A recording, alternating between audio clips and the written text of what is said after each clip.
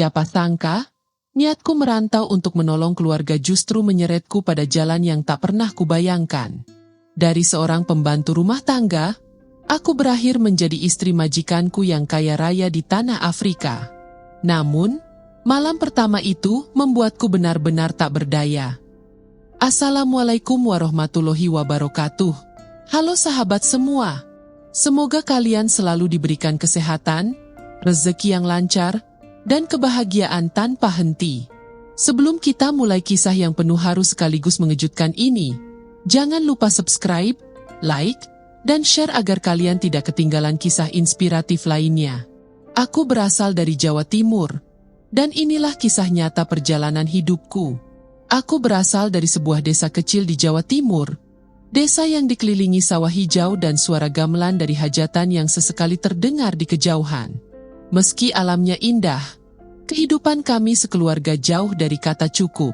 Ayahku, yang dulunya seorang buruh tani, terpaksa berhenti bekerja karena penyakit paru-paru yang dideritanya. Setiap kali mendengar napas ayah yang tersengal-sengal di malam hari, hatiku serasa diremas. Ibu hanya seorang penjual sayur keliling, berkeliling kampung dari pagi buta hingga menjelang siang dengan hasil yang nyaris tak seberapa. Uang yang terkumpul seringkali hanya cukup untuk membeli beras. Itu pun dengan lauk sederhana seperti tempe atau sambal. Aku adalah anak pertama dari 3 bersaudara. Kedua adikku masih sekolah.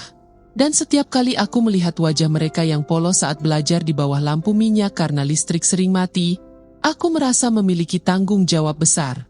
Aku tidak tega jika suatu hari mereka harus putus sekolah hanya karena kami tidak mampu membayar seragam, buku, atau iuran sekolah. Dalam hati, aku berjanji, apapun akan kulakukan demi masa depan mereka.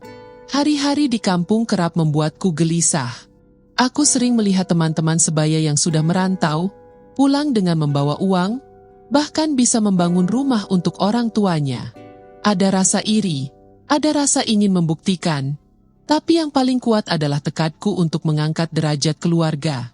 Dari situlah muncul keberanian untuk mengambil keputusan besar. Aku harus pergi menjadi TKW. Keputusan itu tidak mudah. Banyak tetangga yang bergunjing, sebagian memberi semangat, sebagian lagi mencibir. Anak perempuan kok jauh-jauh kerja di negeri orang? Nanti kalau kenapa-kenapa siapa yang tanggung jawab? Kata seorang tetangga yang memang terkenal suka ikut campur urusan orang.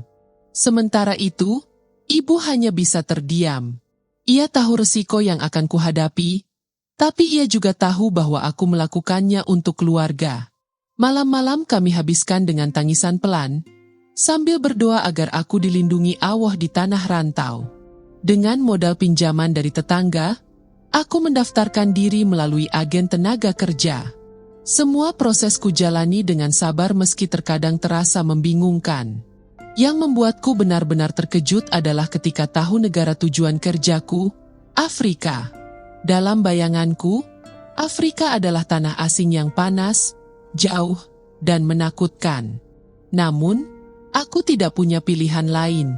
Bagiku, dimanapun tempatnya, asal bisa menghasilkan uang halal, aku akan menjalaninya. Hari keberangkatan pun tiba. Bandara penuh sesak dengan para pekerja migran yang juga membawa harapan besar seperti aku. Saat berpamitan dengan ayah, ia hanya bisa menggenggam tanganku erat sambil menahan batuknya. Nak, jaga dirimu baik-baik. Jangan lupa sholat, jangan lupa doa. Ingat, tujuanmu bukan hanya uang, tapi juga menjaga kehormatan. Air mataku menetes deras. Ibu memelukku lama sekali, seolah tak ingin melepas. Adik-adikku pun ikut menangis, memegang ujung baju kurungku sambil berkata, "Bak, jangan lama-lama ya, cepat pulang bawa hadiah." Perjalanan panjang itu terasa menyesakan. Begitu pesawat mendarat, aku benar-benar merasa seperti berada di dunia lain. Tanah yang asing, bahasa yang berbeda, dan wajah-wajah yang tidak familiar membuatku merasa kecil. Namun, aku tidak boleh gentar. Aku harus kuat, demi keluarga. Agen menjemputku dan langsung membawaku ke rumah majikan. Dari luar saja rumah itu sudah membuatku terperangah. Besar, megah, dengan pilar-pilar tinggi dan halaman luas. Serasa masuk ke istana. Disitulah aku akan bekerja, membersihkan rumah, memasak, merawat anak-anak majikan, dan menjalani hari-hari yang belum ku ketahui akan seperti apa. Hatiku berdebar.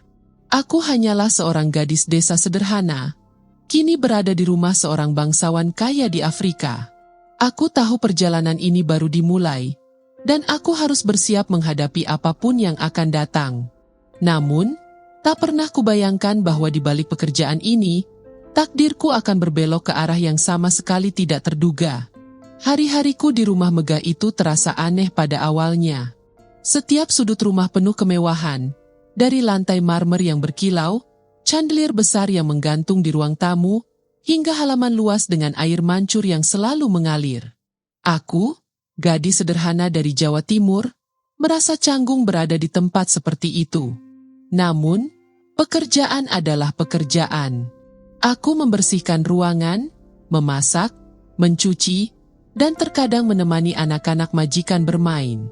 Mereka manja, tetapi seiring waktu aku mulai terbiasa dengan tingkah mereka. Majikanku, seorang pria Afrika yang berwibawa dan kaya raya, sering memperhatikanku. Pada awalnya aku berusaha mengabaikan tatapan itu, menganggapnya hanya kebetulan. Tapi lama-kelamaan aku sadar, ia memang sengaja memandangku. Setiap kali aku lewat, ia tersenyum kecil. Setiap kali aku menunduk memberi hormat, ia menatapku lebih lama dari biasanya. Perasaan gugup menjalari tubuhku, tapi aku menahan diri. Aku datang untuk bekerja, bukan untuk mencari masalah. Hingga suatu malam, saat rumah sudah sunyi, aku dipanggil ke ruang kerjanya. Jantungku berdegup kencang. Aku takut, khawatir ada pekerjaan yang salah kulakukan. Dengan langkah pelan, aku masuk, menunduk, dan menunggu ia berbicara. Namun, apa yang kudengar justru membuatku terdiam lama.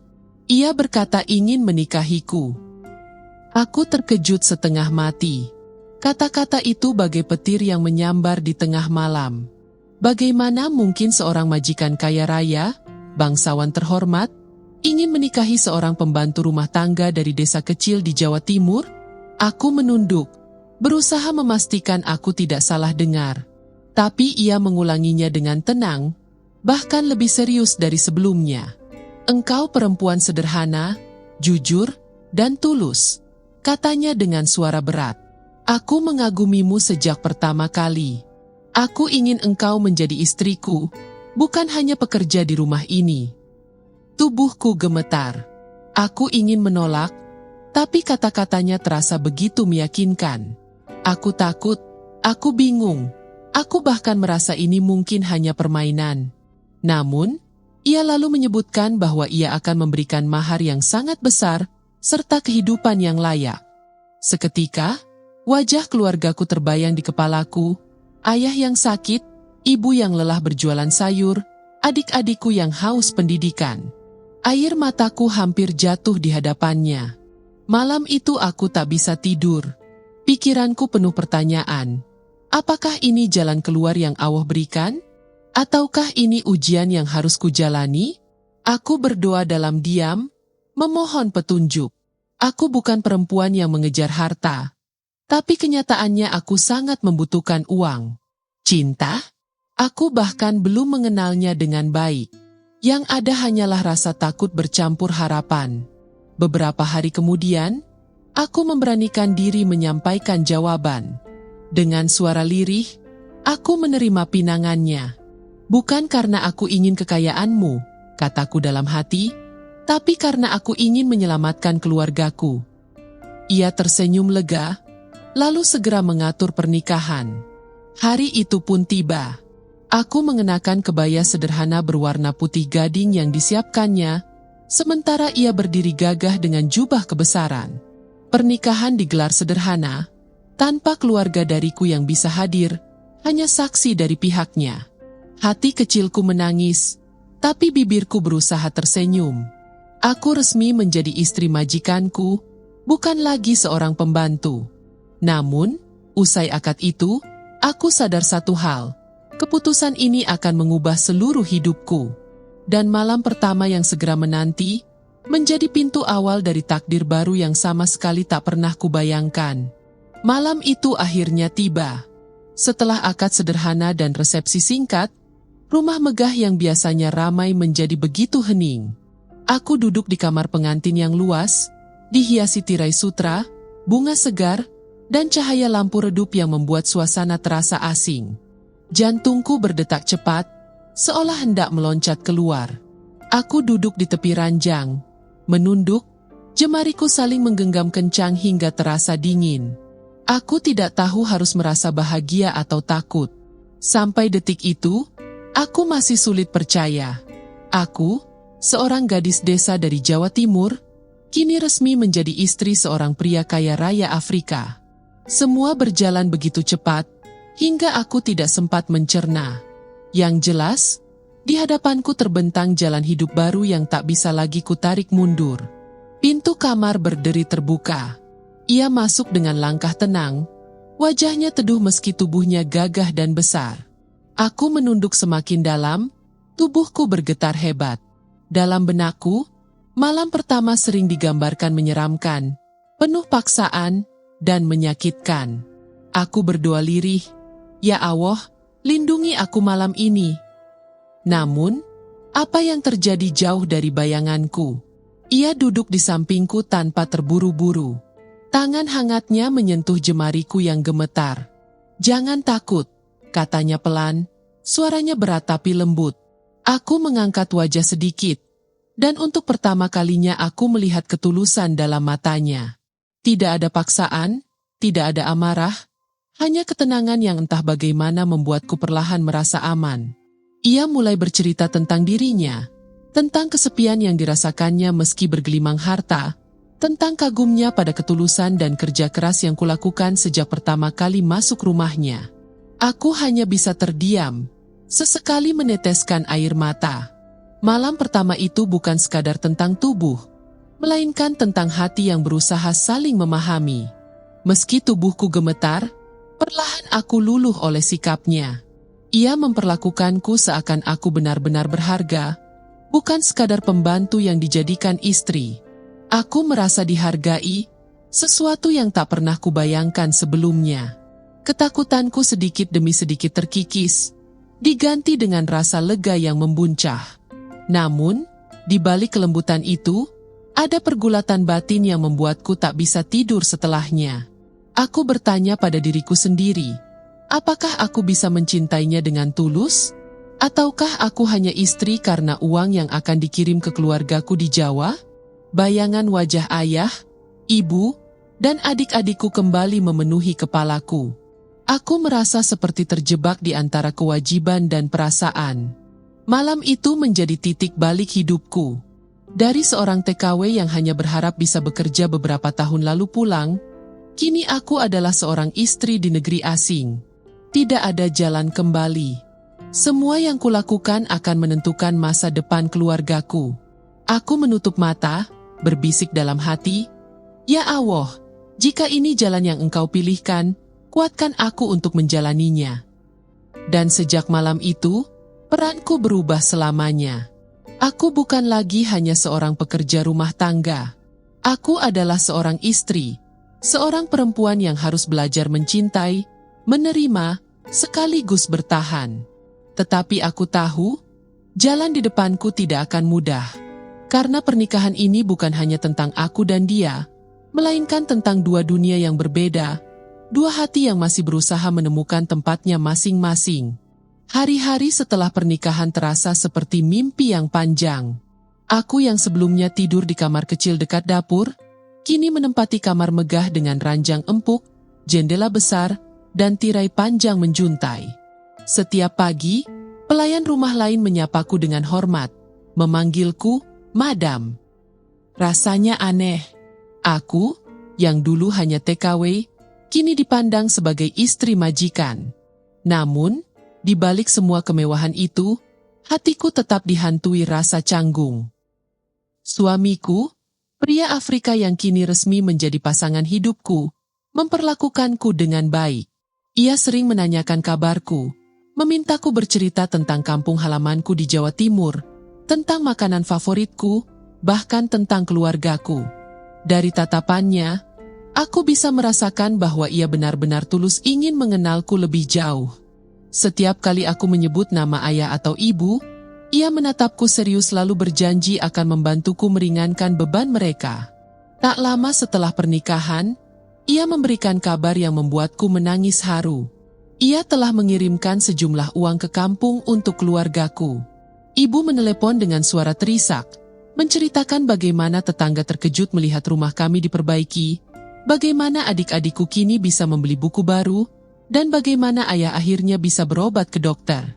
Mendengar itu, aku terisak di kamarku. Seumur hidupku, belum pernah aku merasa setenang itu, setidaknya untuk mereka yang kucintai. Namun, di balik rasa syukur itu, ada kegelisahan yang selalu menghantuiku. Setiap kali suamiku memelukku atau menatapku dalam-dalam, aku merasa bersalah. Benarkah aku mencintainya? Ataukah aku hanya seorang perempuan yang menikah karena uang dan tanggung jawab keluarga? Pertanyaan itu terus mengusikku setiap malam, membuat tidurku tak pernah sepenuhnya nyenyak. Lingkungan baruku juga tidak sepenuhnya ramah. Beberapa kerabat suami memandangku dengan tatapan sinis. Mereka tahu aku hanya seorang TKW dari negeri jauh. Mengapa ia memilih perempuan itu? Apa istimewanya? Begitu bisikan-bisikan yang sering kudengar diam-diam. Ada pula pelayan lain yang dulu menjadi rekan kerjaku, kini memandangku dengan iri, bahkan menjauhiku. Perubahan status membuatku seakan terasing, tidak lagi menjadi bagian dari mereka, tapi juga belum sepenuhnya diterima sebagai bagian keluarga besar majikan. Suamiku tampaknya menyadari hal itu.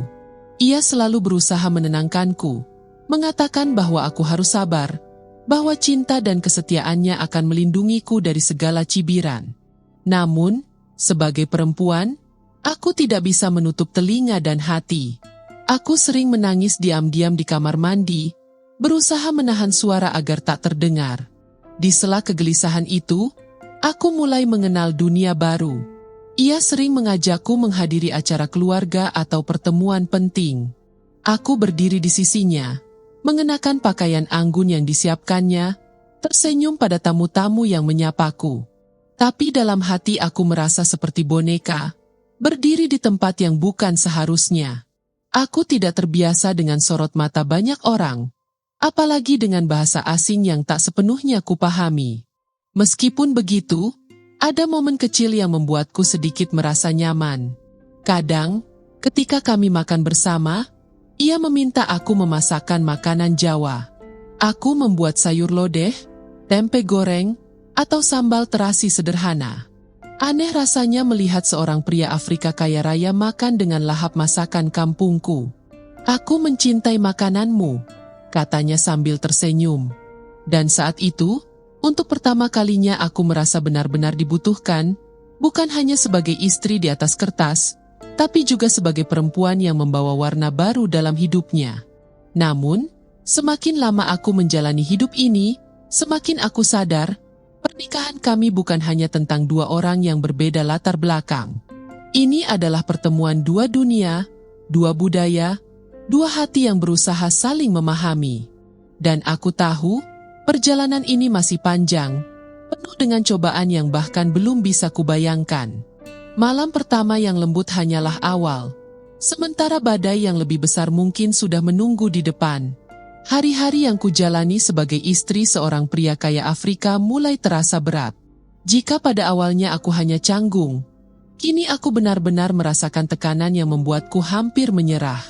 Semua bermula ketika keluarga besar suamiku datang berkunjung. Mereka adalah orang-orang terpandang, berpendidikan, dan memiliki kedudukan tinggi di masyarakat. Dari cara mereka berjalan, berbicara, hingga memandang, aku bisa merasakan jarak yang begitu besar.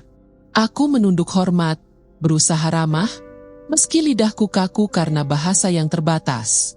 Namun, bukan senyum ramah yang kudapatkan.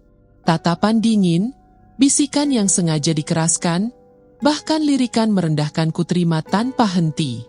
Bagaimana mungkin ia menikahi perempuan biasa seperti itu? Bukankah di negeri ini banyak wanita terhormat? Kalimat itu menusuk hatiku meski aku berusaha pura-pura tidak mendengar. Sejak pertemuan itu, hidupku seakan berubah. Beberapa anggota keluarga terang-terangan menunjukkan ketidaksetujuan.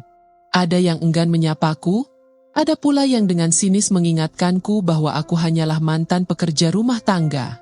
Setiap kali itu terjadi, aku hanya bisa menggenggam tangan suamiku erat, seolah mencari perlindungan. Ia selalu menenangkanku, berkata, "Jangan pedulikan mereka. Yang penting aku memilihmu, aku mencintaimu." Kata-kata itu memang menenangkan, tapi tidak sepenuhnya menghapus luka di hatiku. Di sisi lain, hubungan dengan para pelayan juga semakin renggang. Mereka yang dulu sering bercanda denganku kini menjaga jarak. Bahkan ada yang diam-diam berbisik penuh iri. Aku tahu, statusku sebagai nyonya membuat jarak di antara kami. Namun, di balik itu ada rasa kehilangan. Aku tidak lagi punya teman tempat berbagi cerita. Setiap kali malam tiba, aku hanya bisa duduk di balkon, menatap langit, merindukan kampung halaman, suara adzan dari musola desa, dan aroma nasi jagung yang dimasak ibu. Suamiku berusaha keras membuatku merasa nyaman. Ia memberiku perhiasan, pakaian indah, bahkan mengajakku jalan-jalan ke tempat mewah. Tapi di balik semua itu, hatiku tetap kosong. Aku tidak butuh kemewahan. Aku hanya butuh diterima apa adanya. Aku hanya ingin diperlakukan seperti manusia, bukan boneka yang dipamerkan di tengah keluarga besar yang selalu merendahkan. Suatu malam, aku tak kuasa menahan air mata. Aku menangis di hadapannya, mengatakan bahwa aku merasa seperti orang asing di rumah sendiri. Ia terdiam lama, lalu memelukku. "Aku tahu ini sulit untukmu, tapi percayalah, aku akan melindungimu. Kau adalah pilihanku, dan aku tidak akan pernah menyesalinya." Pelukannya hangat, tapi hatiku masih dipenuhi ketakutan. Bagaimana jika suatu hari ia menyerah pada tekanan keluarganya? Bagaimana jika aku benar-benar ditinggalkan? Doa menjadi satu-satunya pelipur lara. Setiap malam aku menengadahkan tangan, memohon kepada Allah agar diberi kekuatan. Aku tidak ingin menyerah, tapi aku juga manusia yang punya batas. Kadang aku ingin kabur, kembali ke kampung, hidup sederhana bersama keluargaku. Namun, setiap kali bayangan ayah dan ibu muncul, aku sadar aku harus bertahan. Semua penderitaan ini bukan hanya untukku, tapi untuk mereka. Hari-hari berikutnya penuh dengan ujian. Undangan acara keluarga terus berdatangan, dan setiap kali aku harus berdiri di sisi suamiku, aku merasa seperti diadili. Tatapan, cibiran, bahkan senyum palsu menghantuiku. Tapi aku menegakkan kepala, mencoba menanamkan dalam hati bahwa aku bukan lagi TKW biasa. Aku adalah seorang istri, seorang perempuan yang harus berani menghadapi badai. Namun, aku tahu badai yang lebih besar masih menunggu. Dan entah bagaimana, aku harus menemukan cara untuk bertahan, agar tidak hanyut di dalamnya. Hari-hari berlalu, dan aku semakin terbiasa dengan cibiran, meski hatiku sering hancur diam-diam. Namun, cobaan terbesar datang ketika keluarganya secara terang-terangan menghadapiku. Suatu sore, aku dipanggil ke ruang tamu. Di sana sudah berkumpul beberapa kerabat suamiku, termasuk seorang perempuan parubaya yang belakangan ku tahu adalah bibinya, salah satu tokoh berpengaruh di keluarga. Tatapannya tajam, nadanya dingin. "Dengarkan baik-baik," katanya sambil menatapku dari ujung kepala hingga kaki. "Kami tidak pernah setuju dengan pernikahan ini. Kau hanyalah seorang pembantu dari negeri jauh. Apa yang bisa kau berikan untuk keluarga kami selain aib?" Aku terdiam, mataku memanas. Air mata hampir jatuh, tapi aku menahannya sekuat tenaga. Di hadapanku, mereka menganggapku tak lebih dari noda dalam keluarga. Suamiku mencoba membela, tapi perdebatan semakin memanas. "Kau buta karena cinta, Atau karena nafsu? Ujar salah seorang kerabatnya dengan sinis. Aku merasa tubuhku bergetar, seolah bumi di bawahku berguncang. Malam itu aku menangis terseduh-seduh di kamar. Aku merasa benar-benar tak punya tempat.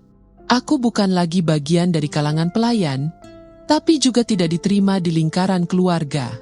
Suamiku berusaha menenangkanku, memelukku erat, dan berkata ia tidak akan pernah meninggalkanku. Namun, rasa takut tetap menghantui. Bagaimana jika suatu hari ia menyerah pada tekanan keluarganya? Bagaimana jika ia memilih darah dagingnya dibanding aku? Di tengah kegelisahan itu, aku menerima kabar dari kampung. Ibu menelpon dengan suara bergetar, menceritakan bahwa uang yang kukirim telah mengubah hidup mereka. Rumah diperbaiki, ayah bisa berobat, dan adik-adikku kini lebih semangat sekolah. Nak, kami bangga padamu. Bertahanlah. Apapun yang kau alami, yakinlah Allah selalu bersama. Kata-kata itu membuat tangisku pecah.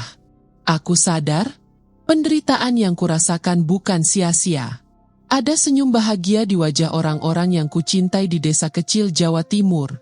Namun, malam demi malam aku terus dihantui pilihan sulit. Haruskah aku bertahan di sini, melawan semua penolakan, demi masa depan keluarga? Atau haruskah aku kembali ke kampung halaman, meninggalkan semua kemewahan, dan kembali pada hidup sederhana tapi penuh ketenangan? Dua jalan itu terus menghantuiku, membuatku sulit tidur, membuat dadaku sesak setiap kali aku menatap wajah suamiku. Suamiku menyadari pergulatan batinku. Suatu malam ia menatapku serius, menggenggam tanganku erat, dan berkata, "Aku tidak ingin kehilanganmu. Jika kau merasa tertekan, katakan, aku akan memilihmu di atas siapapun, bahkan keluargaku sendiri." Kata-kata itu membuat hatiku bergetar. Air mataku menetes deras, tapi di baliknya ada secercah harapan. Aku tahu jalan ini tidak akan mudah. Aku tahu penolakan tidak akan berhenti begitu saja. Tapi aku juga tahu, jika aku menyerah sekarang, semua pengorbanan akan sia-sia. Maka aku menegakkan kepala, menatap suamiku dengan mata basah, dan berkata pelan, "Aku akan bertahan. Demi dirimu, demi keluargaku, dan demi diriku sendiri." Keputusan itu terasa seperti menandatangani takdir baru. Entah berujung bahagia atau nestapa, aku siap menjalaninya.